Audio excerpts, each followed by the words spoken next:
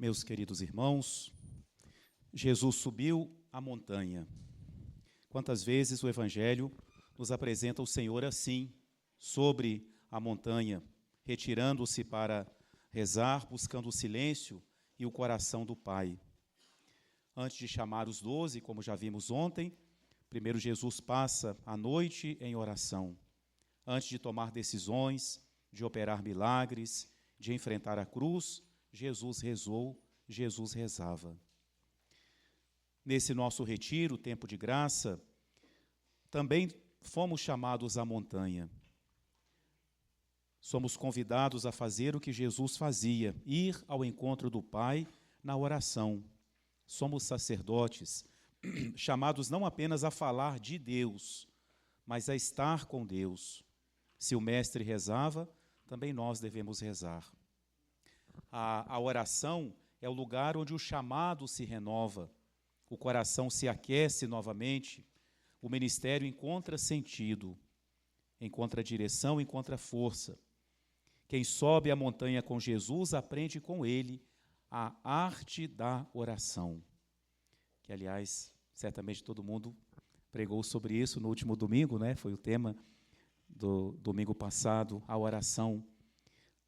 A oração que, por um lado, é algo tão simples, mas, por outro lado, é uma luta, e por isso é uma arte, a arte da oração. Ao refletir sobre Jesus que sobe a montanha, vamos refletir nessa meditação sobre a oração na vida de Jesus e no seu ministério, e depois, sim, a oração na vida da igreja e na nossa vida. A oração na vida de Jesus. No Evangelho, a gente pode dizer, claro que é o modo de dizer, não é? Que tem dois Jesus. Um Jesus público, que prega, que expulsa demônios, opera milagres, discute com os seus muitos adversários, e tem também um Jesus privado, por assim dizer, um Jesus escondido, escondido entre as linhas do Evangelho. Esse Jesus é o Jesus que reza. Escondido entre as linhas do Evangelho, porque o que nos abre frestas sobre o Jesus que reza são brevíssimas frases, que facilmente a gente pode passar até sem perceber e ficarmos muito no Jesus que opera milagres, que prega, que cura, e não percebermos que esse mesmo Jesus é o Jesus que reza. São Lucas é o evangelista mais atento a nos revelar Jesus absorto em oração. No capítulo 5 do seu evangelho, no versículo 15, lemos assim: cada vez mais a sua fama se espalhava, e as multidões acorriam para ouvi-lo e serem curadas de suas enfermidades. Aí vem uma palavrinha, ele, porém, se retirava para lugares desertos e rezava. Ele, porém. Essa conjunção adversativa é muito significativa. Cria um contraste entre a multidão que comprime Jesus e a vontade de Jesus de não se deixar sobrecarregar por ela, a ponto de negligenciar o seu diálogo com o Pai Celeste. Lembro, mais uma vez, tudo que Jesus faz tem também um caráter pedagógico para nós, ele quer nos ensinar. Jesus, de alguma forma, não precisava desses momentos para estar unido ao Pai, não é? Ele via o Pai o tempo inteiro, não é? Mas ele nos ensina que não podemos deixar que os compromissos nos sobrecarreguem a ponto de negligenciarmos esse diálogo com o Pai. O que Jesus fazia durante o dia, não é? Ele fazia aquilo que lhe tinha sido revelado na sua oração durante a noite. A ação de Jesus era consequência do que ele rezava.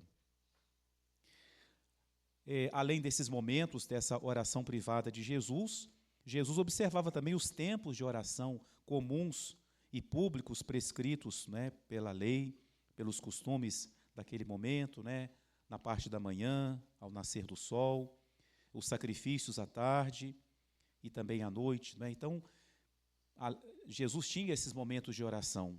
E se nós levamos em conta os 30 anos de silêncio, oração e trabalho de Nazaré, a imagem que se tem de Jesus é de um contemplativo que de tempo em tempo passa a ação, mais do que um homem de ação que de tempo em tempo se concede momentos de contemplação, né?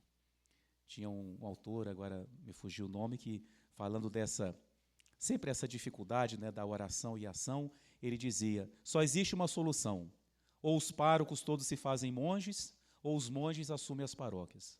É a solução para esse equilíbrio, né? E Jesus conseguiu fazer isso, né? Era um contemplativo que tinha momentos de ação, e não um homem de ação que tinha momentos de oração. Então, a oração na vida de Jesus é um ponto crucial também para a nossa vida, um grande desafio, uma grande luta, talvez objeto constante das nossas confissões, não é? O tempo que dedicamos à oração. Mas é o meio privilegiado de cultivar uma relação pessoal com Jesus, né? A oração é essencial para essa relação pessoal com Jesus. Nós vemos isso também no exemplo dos apóstolos. Não só Jesus rezou, mas os apóstolos entenderam a necessidade da oração, como nós lemos nos Atos dos Apóstolos, no momento da instituição dos diáconos, São Pedro, e mais ainda, né, o Espírito Santo, que fala por meio dele, nós assim poderemos dedicar-nos inteiramente à oração e ao serviço da palavra. Pedro, e mais ainda o Espírito Santo que fala através dele, estabeleceu um princípio basilar para a igreja. E essa frase agora é do cardeal Cantalamessa. Ele diz, um pastor pode delegar tudo, ou quase tudo, a outras pessoas ao seu redor, exceto a oração. Isso não podemos delegar. Isso somos nós que temos que fazer. Se há coisas que podem ser delegadas para não nos sobrecarregarmos, não pode ser a oração. Nós, porém, nos dedicaremos inteiramente à oração e ao serviço da palavra.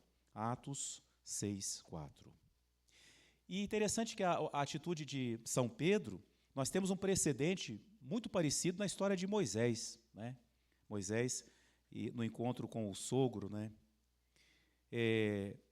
O sogro chega lá e vê Moisés naquela loucura, todo mundo chamando Moisés, né? Moisés, deu briga lá em casa, Moisés, não tem o animal do sacrifício, Moisés, tudo era Moisés. Moisés era o nome mais falado. E o sogro fica lá só observando, como dizem os mineiros, né? Só assuntando o que estava acontecendo. Até que chega o momento, ele chama Moisés, Moisés, vem cá, senta aí. Acabou agora o tumulto do povo? O que você está fazendo não está certo. Êxodo 18. O que você está fazendo não está certo. Acabarás esgotado, tu e também este povo que está contigo, porque haja paciência e tempo para ficar esperando para falar com você, né? O que estás fazendo não está certo. Agora me escuta, vou dar-te um conselho, e que Deus esteja contigo. Tu deves representar o povo diante de Deus e levar suas causas a Deus. Mas quanto a ti, procura entre o povo homens de valor que temam a Deus. Eles julgarão o povo de modo geral. As causas maiores as levarão a ti. As menores, eles mesmos as julgarão. Assim, tu ficarás aliviado, e eles assumirão a tarefa contigo. Que conselho sábio, né? E Moisés seguiu o conselho, né? Às vezes esse medo que a gente tem, né, de passar algum encargo para outras pessoas, queremos fazer tudo, né? Talvez lá no fundo, aquela coisa de que nós somos necessários, né? De que nós somos insubstituíveis. Na oração, sim, mas em outras coisas não, né? Então, não nos sobrecarregarmos. Nós vamos representar o povo diante de Deus. Moisés acolheu o conselho do sogro e escolheu, entre todos os afazeres possíveis, escolheu ser o representante do povo diante de Deus e de levar suas causas a Deus. E assim Moisés prioriza a sua intercessão. E o que é bonito, o fato dele ter feito essa escolha não lhe impediu de ser o legislador e o guia do povo. Fazendo isso, Moisés conseguiu o equilíbrio para cumprir a sua missão, porque ele estabeleceu uma hierarquia de prioridades. Primeiro, eu represento o povo diante de Deus. Então, o exemplo dos apóstolos. Na história da igreja, só um exemplo, que é trazido também pelo cardeal Cantalamessa, a famosa carta de São Bernardo, na sua santa ousadia, ao Papa Eugênio III, que tinha sido noviço de São Bernardo, e agora como Papa, certamente foi dizer para São Bernardo, teve a infeliz ideia de falar, eu não estou tendo tempo para rezar. Então São Bernardo mandou um WhatsApp para ele, mandou um recadinho para ele. Alerta o Papa para o risco de se deixar absorver demais pelos afazeres e cair, aí a expressão de São Bernardo, na dureza de coração. Então, alguns trechos desta carta. Não deves ter tanta confiança no sentimento que hoje te inspira. Eu temo que em meio aos afazeres, que são muitos, o teu espírito se torne insensível e perca, pouco a pouco, o sentimento de uma dor justa e benéfica, a contrição. Seria muito mais sábio, parece até Jetro falando para Moisés, seria muito mais sábio suspenderes teus afazeres, ao menos por algum tempo, mais do que te deixares arrastar e eles te levem passo a passo aonde não queres ir. Se alguém perguntar para nós, você quer abandonar a oração? Não. Você quer cair na dureza do coração? Não. Então não toma esse caminho. E tu me perguntas, aonde? E eu te respondo, a dureza do coração. Dureza do coração é o coração vazio também, o coração árido, porque não é irrigado pela fonte da oração. Eis aonde podem te arrastar, essa expressão muito famosa, estas malditas ocupações, que eram o quê? Eram as ocupações do Papa, malditas ocupações que te impedem de estar com Deus. Então, é para a gente refletir, procurarmos ter esse equilíbrio. O ativismo pastoral pode nos tornar insensíveis, mesmo quando bem intencionados, e fazer com que percamos o fervor espiritual. Segundo São Bernardo, então, é melhor interromper por um tempo os afazeres do que se deixar arrastar até a aridez interior. Um Papa, claro, todos rezam, mas um Papa que deixou um grande exemplo de oração para a Igreja foi São João Paulo II, Era um homem que rezava. Em meio àquelas inúmeras viagens apostólicas, a oração era tempo sagrado. Se conta que uma vez ele estava na Terra Santa, e ele toda sexta-feira, ou era todo dia, agora não posso afirmar, ele fazia a Via Sacra. Então, como ele não teve tempo, no helicóptero, ele estava ali, fechou o olho e perceberam, estava fazendo a Via Sacra, para não deixar a oração.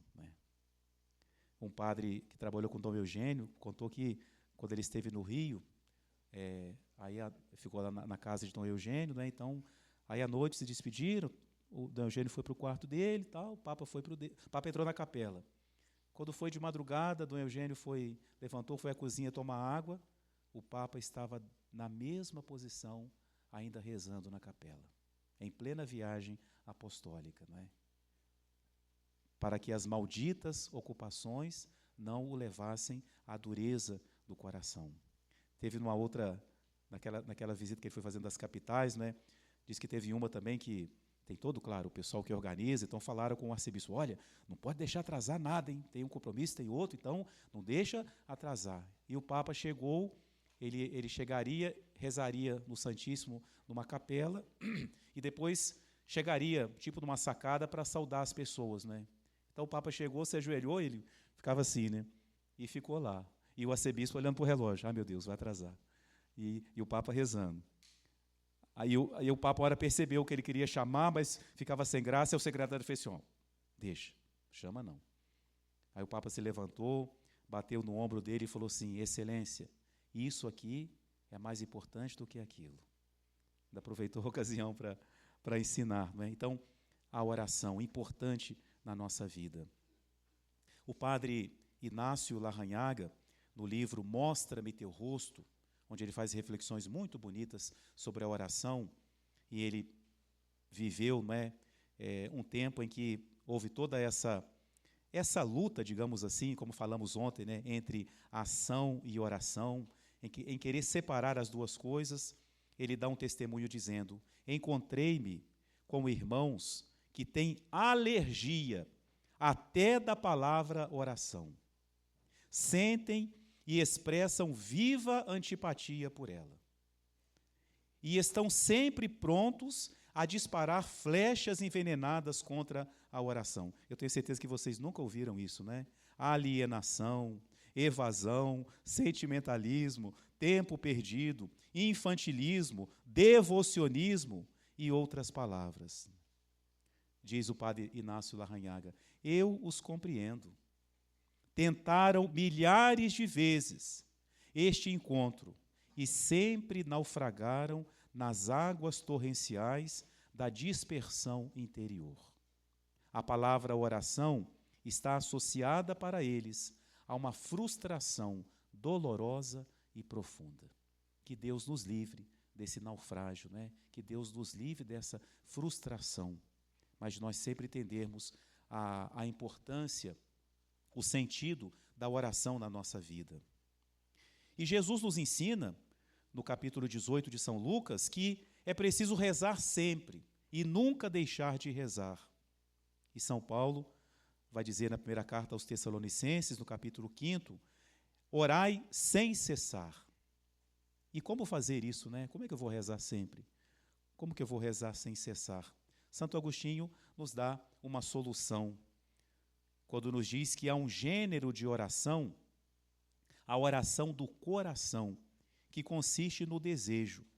Se o desejo, se é contínuo o nosso desejo de Deus, também contínua será a nossa oração. Então, esse desejo de estar em oração. Se desejarmos e ansiarmos por Deus, o resto Ele faz com a sua graça. Então, a oração constante é essa oração de desejo. Uma comparação com a necessidade da oração para nós hoje é a internet. Quando a gente chega num lugar, você chega no hotel, chega numa casa, qual é a palavrinha mágica, Qual é a senha do Wi-Fi, Enquanto essa bendita, aquele coisinha cheia de voltinha assim não aparece no celular, a gente não está completo, Ai, pronto. Agora eu estou conectado ao mundo, As minhas redes sociais estão ao meu alcance, pronto. Parece que estava faltando um pedaço nosso. Eu tenho um irmão meu, Aliás, na minha casa nós somos 11 irmãos, Um deles, o Tobias, ele fala assim, às vezes sai do carro, aí esquece o celular e fala: peraí, deixa eu pegar meu órgão lá, porque isso aqui agora já é órgão, Isso faz parte da gente, Mas, se a gente tivesse com Deus, sentisse essa mesma necessidade, Eu estou sem sinal de Wi-Fi, eu estou sem contato com Deus, eu preciso estar conectado, Que essa conexão seja real na nossa vida, não algo virtual, como é a internet. Que tenhamos sintamos essa necessidade. Porém, aqui, não é como naquele livro de São João da Cruz, o livro das cautelas, é preciso ter cautela para não achar que esse desejo da oração possa substituir os momentos dedicados exclusivamente à oração.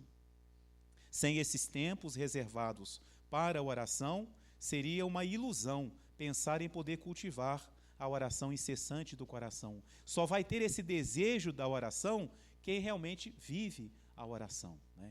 Interessante na vida de São João Maria Vianney, e o interessante é porque era um pároco, era um padre diocesano, ele passou a vida dele querendo ser monge. Inclusive ele fugiu 2 vezes da paróquia. Primeira vez ele fugiu, o povo foi atrás e o trouxe de volta. E por que ele fugia? Porque ele queria rezar. Ele achava que ele não rezava, E dizia: eu preciso me retirar para chorar a minha pobre vida de vigário. E era um padre que tinha umas 200 almas na sua paróquia, E sentia a necessidade de chorar a sua pobre vida de vigário. Teve uma outra vez que ele já estava velhinho, fugiu, aí teimou, não vou voltar, eu tenho que ir para o mosteiro roubar o breviário dele. O senhor vai embora sem o breviário? Que mau exemplo é esse? Que coisa feia? Conclusão, ficou na paróquia e morreu lá. Não é? Mas sentia essa necessidade, não é? Apesar de levantar de madrugada, de passar tanto tempo em oração, e quando não estava rezando, estava no confessionário, estava visitando as famílias, estava dando as catequeses, não é? Mas sentia essa necessidade de um tempo maior de oração. Então, é necessário reservar tempos e lugares específicos para estar com Deus, como fazia Jesus. O cardeal Cantalamessa, numa pregação sobre a oração, traz esse exemplo aqui muito bonito. Ele diz assim: lembro-me que certa vez eu estava falando sobre a importância da oração na vida sacerdotal, quando um dos presentes me contestou: mas, Frei, o senhor sabe o quanto nós, padres, estamos ocupados?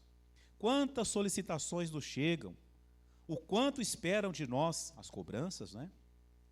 Quando a casa está em chamas, será que podemos ficar tranquilos na capela e rezar?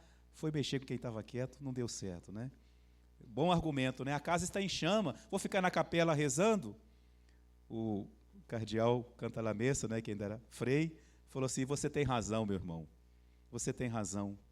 Mas imagine uma cena: um corpo de bombeiros recebe um alarme, está acontecendo um incêndio, eles saem às pressas, sirene ligada, para apagar o incêndio. Mas, uma vez no lugar, percebem que não há uma gota d'água nos tanques. Quando negligenciamos a oração, nós não temos com que responder às necessidades espirituais do povo. Não adianta sair correndo para apagar o incêndio se não tiver água, né? E a oração é esse momento em que nos abastecemos. São Bernardo vai dizer, né, temos que ser aquedutos, né? Nós levamos essa água. E depois ele dizia, mais ainda, temos que ser reservatórios. Interessante que um dos símbolos de Nossa Senhora é a concha, não é? Porque vem a pérola preciosa, que é Jesus, mas a concha que retém a água, e não simplesmente a água passa por ela, não é? Então, temos que ser reservatórios. Um problema que precisamos resolver sempre da nossa vida é passar da justa posição sobre oração e trabalho para a subordinação, né? Não justapor oração e trabalho, mas ter essa hierarquia. Justa posição é quando rezamos antes e agimos depois. Ah, que bom! Mas a subordinação é quando rezamos antes e depois fazemos o que entendemos na oração. A ação vai ser uma consequência daquilo que rezamos. Os apóstolos e santos rezavam para saber o que fazer. Não lembro agora a passagem bíblica, mas é em Josué, numa daquelas batalhas lá, né? E então ele fala assim: como não sabemos o que vamos fazer, nós vamos rezar, né? Não sei o que vou fazer, na oração eu vou encontrar a resposta. O Papa Bento XVI, na missa crismal de 2006, falou sobre o valor da oração para o sacerdote. Ele dizia: também nós temos necessidade deste monte. O simples ativismo pode chegar a ser heróico, mas se não nascer da profunda e íntima comunhão com Cristo, no final de contas, o agir exterior permanecerá infecundo e perderá a sua eficácia. Diz ele ainda: o tempo que dedicamos a isto é verdadeiramente tempo de atividade pastoral. Um padre de joelhos rezando está em plena atividade pastoral, de um serviço autenticamente pastoral. O sacerdote deve ser, sobretudo, um homem de oração. No seu ativismo frenético, o mundo perde com frequência a orientação. O seu agir e as suas capacidades serão destruidores se definharem as forças da oração, das quais brotam as águas da vida, capaz de fecundar essa terra árida. Se estivermos realmente convencidos de que Deus é quem guia a igreja com o seu Espírito e que responde quando invocamos, devemos levar mais a sério a oração que precede nossas palestras, nossos encontros, reuniões, etc. Não é? Vamos realmente rezar sabendo que isso tem valor. Devemos restituir a Deus o seu poder, o poder de decidir, a iniciativa, a liberdade de intervir em qualquer momento da vida da igreja. Rezar é isso, é devolver a Deus o seu poder. A igreja não é um barco a remo que avança pela força e pela habilidade daqueles que nesse barco estão. Não. A igreja é um barco à vela, impulsionada pelo vento que sopra do alto. Não são nossas forças que conduzem a igreja, é o Espírito que a conduz. E ele age por meio da oração. Queria também apresentar a vocês, aqui é praticamente um resumo de uma parte que eu confesso que eu gosto muito desse livro do padre Inácio Larrañaga, Mostra-me Teu Rosto. Ele coloca assim uma espécie de princípios sobre a oração, que são muito interessantes. São assim meio óbvios, mas é interessante a gente parar para refletir. Primeiro princípio: quanto menos se reza, menos vontade se tem de rezar. Você está rezando pouco, você vai ter menos vontade de rezar. E ele traz 2 exemplos. Ele fala de 2 doenças perigosas. A primeira, a anemia. É uma enfermidade perigosa porque ela não produz sintomas particulares. A morte chega em silêncio. A anemia tira o apetite. Quanto menos se come, menos apetite se tem. E quanto menos apetite, menos se come, e aí sobrevém a anemia aguda. Na vida interior também acontece isso. Começa-se por deixar a oração por razões válidas, ao menos aparentemente, e a dispersão vai tomando conta da nossa vida. O gosto por Deus vai diminuindo à medida que cresce o gosto pela multiplicidade dispersiva. A fome vai diminuindo à medida que aumenta a dificuldade para estar com Ele. Se a gente começa a perceber uma dificuldade de estar em oração, senta no banco ou ajoelha no banco, se agarra e fica. Não saia. Você não vai falar nada, não fala nada, fica. Não é? Se a gente começa a perceber uma espécie de repugnância para estar em oração, pode ser um sinal de que a gente precisa rezar mais. Uma segunda doença, a atrofia. É quando os membros vão perdendo o movimento e o dinamismo. O corpo vai atrofiando e começam a se encolherem, começam a morrer. A morte chega mais silenciosa ainda. Ao rezarmos pouco, sentimos que há dificuldade para rezar. Como alguém que pratica uma atividade, né? Ficou sem praticar, quando volta, é aquela luta. Né?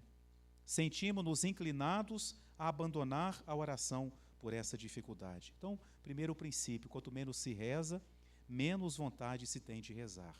Segundo princípio, quando mais rezamos, Deus é mais Deus em nós. Claro que Deus é imutável, é sempre presente em nós. O que muda são as nossas relações com Ele, conforme o grau de fé e de amor. E é a oração que torna mais firmes essas relações. É mais ou menos como uma tocha dentro de uma sala. Quanto mais a tocha brilha, mais nós vemos a sala. O conhecimento de nós mesmos vai crescer à medida em que nós rezamos mais. A tocha vai iluminando mais. Assim, quanto mais profunda for a oração, mais sentimos a presença de Deus. Os acontecimentos ficam envoltos em novo significado. Em uma palavra, o Senhor se faz mais vivamente presente em tudo.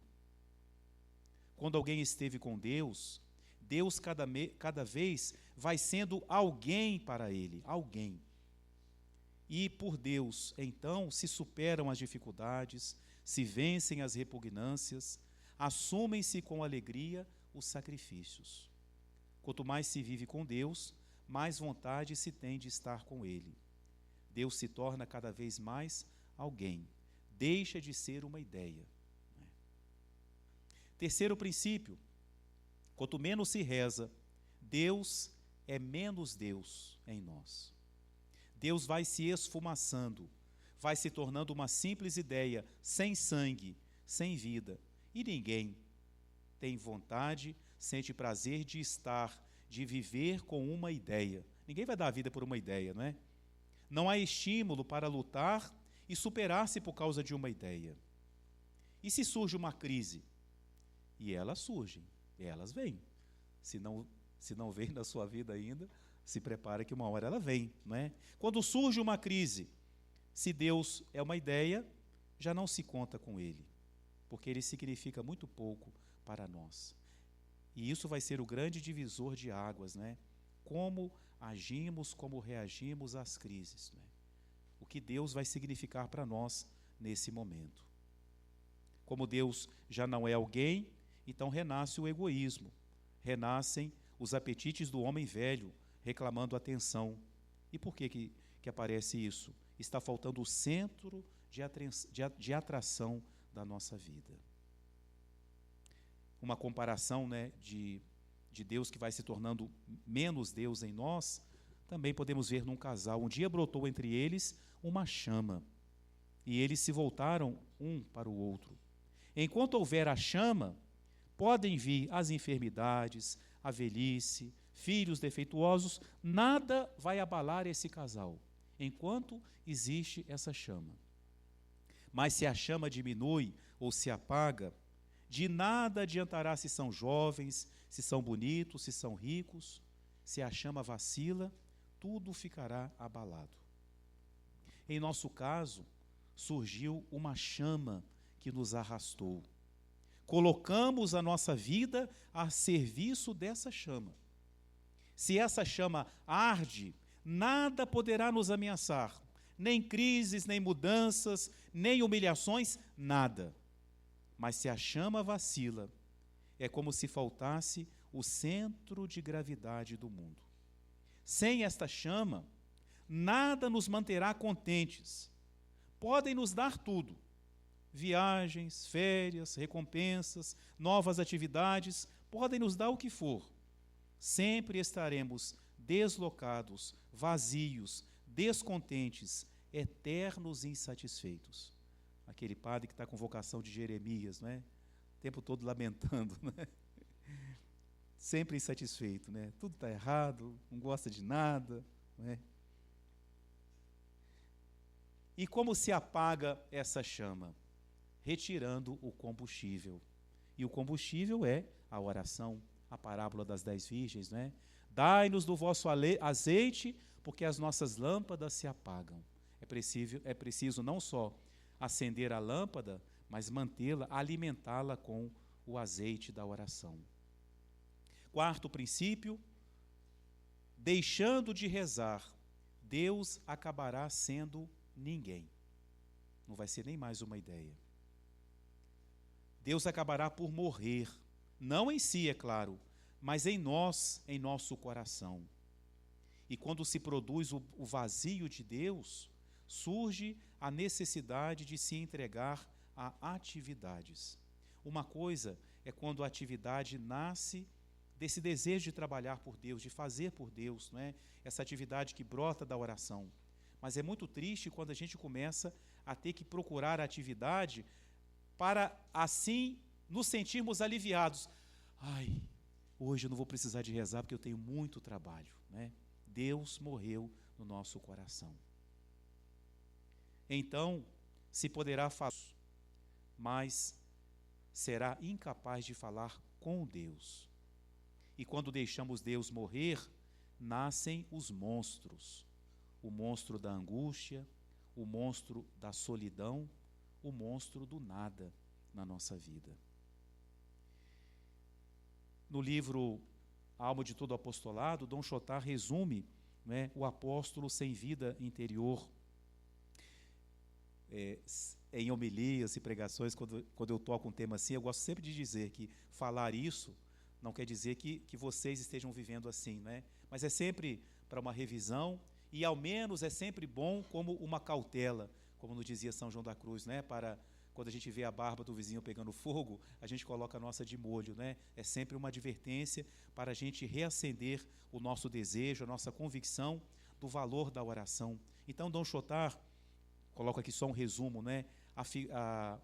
O apóstolo que não reza, ele vai fazendo uma espécie de etapas, né? Primeiro, o apóstolo superficial, aquele que realiza ações externas, mas sem uma verdadeira interioridade. O perigo, às vezes, né, por exemplo, se a gente não reza, se a gente não prepara a nossa homilia diante do sacrário, se a gente não invoca o Espírito Santo, a gente fica mais preocupado com frases de efeito, né? E às vezes achamos que estamos abafando. E a pessoa já viu essa frase na internet não sei quantas vezes, né? Achamos que falamos aquela frase bonita e isso vai encher o coração das pessoas, né? Falta verdadeira interioridade. O apóstolo, movido mais por dever ou aparência do que por amor a Deus, a sua atividade se torna mecânica. Uma segunda etapa, a etapa da fadiga espiritual. O apostolado se torna uma tarefa cansativa. Lembro de um padre que era muito engraçado, era brincadeira, né? Ele falava, a pessoa chega na porta do padre, padre, pois não. Padre, você podia ouvir minha confissão? Vamos lá. A pessoa perde até a vontade de confessar, não é? Com essa boa vontade, o apostolado se torna algo cansativo, né? O ministério se torna um peso, pois falta a ele a fonte de energia, que é a vida interior. É claro que nesse exemplo da confissão, por um lado, né, nós temos que saber ser disponíveis, mas quando se trata de uma rotina, é preciso também ensinar as pessoas, né? Senão Jetro vem falar com a gente. O que você está fazendo não está certo, né? Claro, aí entra o bom senso, né? Mas tem pessoas que precisam aprender também, né? Porque senão, eu gosto de falar muito isso, sobretudo com os jovens, né? Olha, a confissão é remédio, mas cuidado que ela vira veneno, né? Porque, o padre me atende com tanta facilidade que, então, pode pecar com facilidade também, né? Às vezes, dificultar um pouquinho, né? Fazer com que a pessoa entenda, não, padre, é rapidinho, é rapidinho. Mas peraí, o que é rapidinho, confessar rapidinho? É um sacramento. É o quê? O encontro com a misericórdia de Deus que é rapidinho? O que a pessoa está entendendo pela confissão? É um passe mágico? Só porque eu quero comungar, segunda-feira volta tudo ao normal? Essa confissão está servindo de quê? Né? Claro que não podemos falar assim com quem vem, porque, né, pode até desanimar, mas levar a pessoa a essa reflexão, né? Isso não significa que o ministério se tornou algo cansativo para a gente, né? Então, a etapa da fadiga espiritual, a pessoa se sente desgastada, sem entusiasmo, sem perseverança. Daí a importância do retiro, né? A gente pode chegar assim do retiro. Estamos cansados, não abandonamos a oração, mas vamos nos cansando, né? A nossa rotina é exigente, né? Outra etapa, a perda de sentido. A atividade externa começa a parecer vazia. A pessoa faz, mas para a pessoa, aquilo perdeu o valor. Não está fundamentado em uma profunda união com Deus. A pessoa realiza o que pode, por obrigação. Depois, a última etapa, a ausência de fervor e de unidade interior. O apostolado se reduz a gestos e palavras externas, sem que haja uma harmonia entre o que se faz e o que se sente no coração, né? Nos tornamos repetidores, nos tornamos aí, talvez, funcionários do sagrado. Faço tudo, mas não é a minha vida, né? Aquela coisa, acabou a última missa, não, já terminei por hoje, né? Depois eu vou trazer em alguma meditação também aqui uma reflexão de São Manuel Gonzalez sobre isso, né? Ele vai dizer, o padre não tem horas de ministério como o funcionário tem de escritório, né? de bater o ponto lá, né? Mas vai ser em outro momento, né? Então, ter essa harmonia interior. Às vezes, a oração vai se tornar uma luta, e um ensinamento importante sobre a oração nesse sentido é Jesus no Getsemane. Entrando em agonia, Jesus rezava com mais insistência. É uma passagem a refletir muito, né? Porque a oração às vezes traz tédio, né? Nos cansa. Na agonia de Jesus, né? Entre tudo que os evangelistas vão dizendo, um fala, Jesus começou a sentir tédio e pavor. O outro vai dizer, entrou em agonia. E o que ele fazia? Prolixius oraba, rezava mais extensamente. A proporção da oração era proporcional também ao tédio que ele sentia, né? Então, o remédio, a oração. Jesus rezava com mais insistência. Essas palavras foram escritas com um claro intuito pastoral, mostrar à igreja, submetida também desde o início a situações de luta e perseguição, o que o mestre ensinou a fazer em tais situações, né? A luta é maior, reze mais. A vida humana é marcada por tantas pequenas noites de Getsemane, que o digamos nós, não é que o diga cada um de nós. Desse Getsemane podem ser muitas na nossa vida. Uma ameaça que se apresenta à nossa saúde, de repente você faz um exame lá, o médico, padre, tem um carocinho aqui, hein? Né? Uma ameaça, um susto, uma incompreensão do ambiente, a indiferença daqueles que nos rodeiam. Eu tenho um amigo padre que ele sempre confidencia isso, ele sofre muito com coitado, parece que ainda não houve um casamento onde ele está, ele sempre sofre com essa rejeição da parte do povo, mas está lá, é um padre zeloso, está trabalhando, mas é o Getsemane dele, essa incompreensão, não é? Essa rejeição do ambiente. Lembrando que falamos ontem, né, de quantas coisas Jesus é culpado na nossa vida, né? Dessa rejeição também, a indiferença, o temor das consequências de algum erro que nós cometemos, né? Mesmo que seja culpa, mas isso nos causa medo. Pode haver causas mais profundas para o nosso Getsemane, perda do sentido de Deus. Não estamos livres de passar por crises assim, não é? Santa Teresinha, não é? A crise da fé, quando ela vai falar da crise de fé, né? Ela chega a falar assim, eu vou parar porque eu estou com medo de blasfemar, só de descrever o que passava no seu espírito. E uma moça que morreu com 24 anos, né? A consequência esmagadora do próprio pecado, São João Maria Vianney passou por isso, né? Tanto que ele falava assim, eu não aconselho ninguém a pedir a Deus o conhecimento de si mesmo, ele dizia, porque eu pedi e quase morro. Né? Por isso que Deus vai mostrando a gente aos poucos, né? Se Ele nos mostrasse inteiramente tudo que existe aqui dentro, a gente se assustaria ao nos olharmos no espelho, né? No espelho da nossa alma. Então, essa consciência esmagadora do próprio pecado, da indignidade, pode ser um Getsemane, a impressão de ter perdido a fé. A gente pode passar por momentos assim.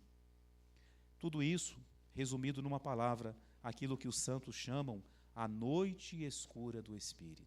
Né?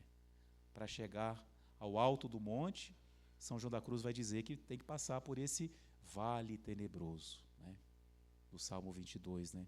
Vale tenebroso. É muito bonito quando a gente fala isso no Salmo, né? Mesmo que eu passe pelo vale tenebroso, porque muitas vezes as pessoas gostam de rezar esse Salmo, mas por causa do começo, né? O Senhor é meu pastor, nada me faltará. Mas vou passar pelo vale tenebroso. E por que eu não vou temer? Estás comigo. Ele atravessa o vale conosco, né? Ele atravessa conosco a torrente do Cedron, o Getsemane. Então Jesus nos ensina a primeira coisa a ser feita nesses casos, recorrer a Deus com a oração. A palavra agonia, dita por Jesus, né, e dita sobre ele, não deve ser entendida somente no significado do momento que precede a morte. É agonia porque foi um sofrimento capaz de levá-lo à morte. Mas também naquele significado originário de luta, né? É o mesmo termo. Quando São Paulo fala, os que lutam no estádio, é a mesma palavra, né? Inagone, aqueles que estão lutando.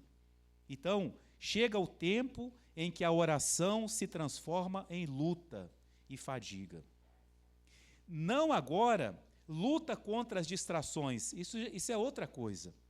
Mas luta contra nós mesmos. E mais ainda, luta com Deus. Chega um ponto que a oração se transforma nessa luta com Deus. Quando Deus pede algo que a nossa natureza não está pronta para lidar. Aí a oração vira uma luta. Quando o agir de Deus é incompreensível e desconcertante. Tem hora que a gente não entende, né? Tem hora que não adianta perguntar por quê.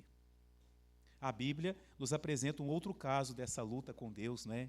Jacó.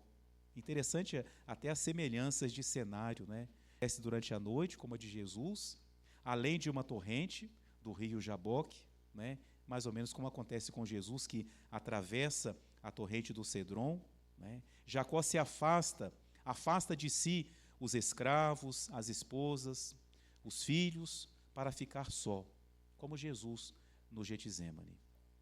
Mas por que Jacó luta? E aí vem uma grande lição, né? Não te deixarei ir, se não me abençoares. Isto é, enquanto não tiveres feito o que eu te peço. A luta de Jacó é essa. Você não vai embora enquanto não fizer o que eu estou te pedindo. E diz ainda, por favor, diz-me o teu nome. Jacó está convicto de que, usando o poder que confere o conhecimento do nome de Deus, ele poderá prevalecer sobre o seu irmão que o persegue. Deus o abençoa, mas não lhe revela seu nome. Né? Não te deixarei ir sem que me des o que eu te peço. Jacó luta para dobrar Deus à sua vontade. Jesus luta para dobrar a sua vontade humana à vontade do Pai. Né? A diferença da luta de Jacó e da luta de Jesus. Jesus luta porque o espírito está pronto, mas a carne é fraca. A quem nós queremos então nos assemelhar quando rezamos em situações de dificuldade? Lutamos como Jacó, quando na oração lutamos para induzir Deus a mudar de decisão. Senhor, toca o coração do meu superior, Senhor. Né? Eu me lembro de um padre, nem era meu contemporâneo, não. A primeira transferência. Vocês sabem que carro, o primeiro arranhão é que dói, né? Primeira vez que arranha o carro, ai meu Deus, depois já era. Transferência também é assim. A primeira é que dói, né? Depois a gente vai se calejando, vai acostumando, vai diminuindo a bagagem, né? Vai pensando, daqui a pouco tem que mudar de lugar, tem que carregar essa tranqueira toda, não é? A primeira é que dói mais, né? É bom quando a gente fala assim, que a gente não sabe das situações internas, mas vocês conhecem e aí a gente percebe, né? E por isso pode ficar tranquilo que não é nenhuma indireta para ninguém, né? Mas é a situação de todo o clero, né? Faz parte da nossa vida, né? Não ter morada permanente, né? Então, quando rezamos, né, pedimos a Deus para mudar aquela decisão. Então falando desse padre, o bispo o nomeou para outra paróquia, ele foi para o Santíssimo, ele passou a noite em adoração, e ele estava convencido de que no outro dia o bispo ia mudar de ideia. Não mudou. Não mudou. Jesus deve ter falado assim, meu filho, se manca, rapaz. Pode parar com isso, né? Olha, não mudou. Não rezou em vão, né? Para alguém serviu a oração dele, né? Então, não adianta nessa hora fazer nem adoração, né? Lutamos para que ele nos tire aquela cruz, mais do que para estarmos em condições de levá-la. Ou então, que a gente se assemelhe a Jesus. Se mesmo em gemidos e suando sangue, buscamos nos abandonar à vontade de Deus. Porque dizer para Deus, Senhor, faça-se a vossa vontade, não quer dizer que não vai ter mais sofrimento, né? Como dizia uma vez, lembro uma pregação de Dom Alano, entrega a Deus, ele falou, Senhor, eu te entrego o meu coração, é sangrando, mas eu te entrego, né? Então, por um lado, é entrega, mas por outro lado, é algo que sangra, é algo que dói. Aceitar a vontade de Deus, agora, Não no sentido de chegar num velório e falar para a mãe, foi vontade de Deus que seu filho morresse de acidente. Não, não é isso. Mas essas coisas da nossa vida, aceitar a vontade de Deus, não significa que não vamos sofrer. Né? E às vezes, perseverando neste tipo de oração, né, nessa luta com Deus, de repente os papéis se invertem. Deus se torna aquele, e você, aquele a quem se reza. É interessante isso, né? Pouco a pouco você percebe que é Ele que estende a mão a você, te pedindo algo. Você foi para pedir-lhe, para tirar-lhe aquele espinho na carne, aquela cruz, aquela provação, para superá-lo, para liberá-lo daquele encargo, daquela situação, e de repente Deus te pede justamente para aceitar aquela cruz, aquela situação, aquele encargo, aquela pessoa. Né? A gente começa, Senhor, por favor, é porque é Deus que está falando para você, meu filho, aceita, você é bom filho, aceita, não é? E Deus vai convencendo a gente, né?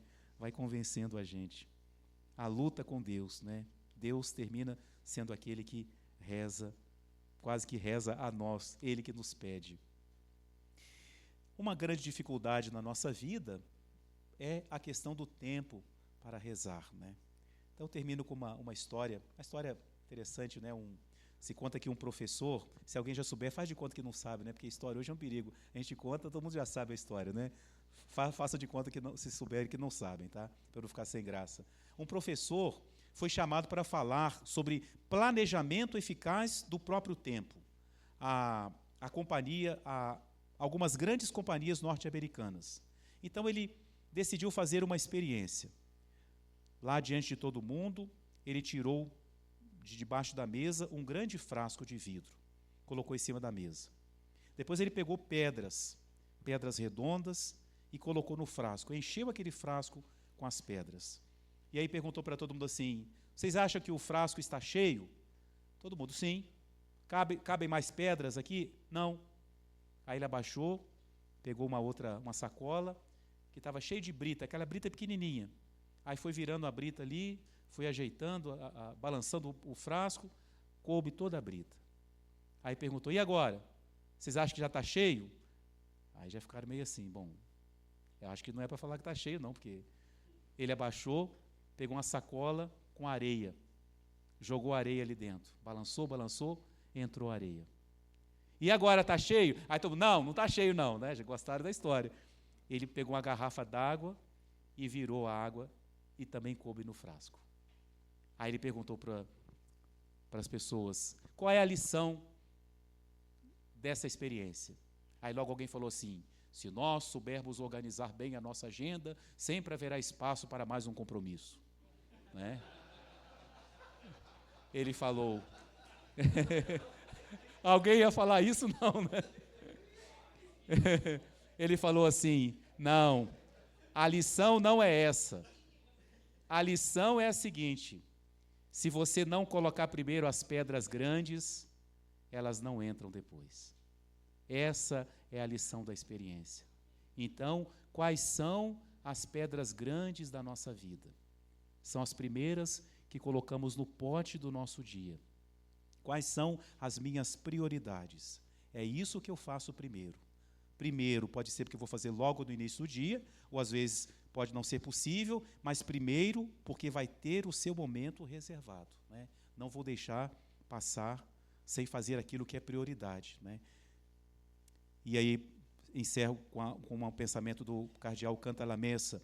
Para um bispo ou sacerdote, pôr primeiro as pedras maiores significa muito concretamente reservar no dia um tempo de oração e de diálogo com Deus, de modo que as atividades ou compromissos do dia não terminem por ocupar todo o nosso tempo e nós chegarmos àquele ponto ao qual São Bernardo admoestava ao Papa sobre o seu tempo jamais bastar chegar à dureza do coração. E termino então com uma oração. Senhor Jesus, que vivias em oração diante do Pai, ensina-nos a rezar. Faz-nos compreender com o coração que a oração não é um dever a cumprir, mas é a respiração da nossa alma sacerdotal. Dá-nos a convicção de que valemos o que rezamos e que sem a oração perdemos o sentido, a força, a fecundidade do ministério. Ensina-nos a colocar a oração no centro da nossa vida, como prioridade do nosso dia, como fonte de toda a fecundidade. Como tu, que sejamos homens da montanha e da intimidade, antes de sermos enviados. Senhor, faz de nós padres que rezam, para sermos padres segundo o teu coração. Amém. Glória ao Pai, e ao Filho, e ao Espírito Santo,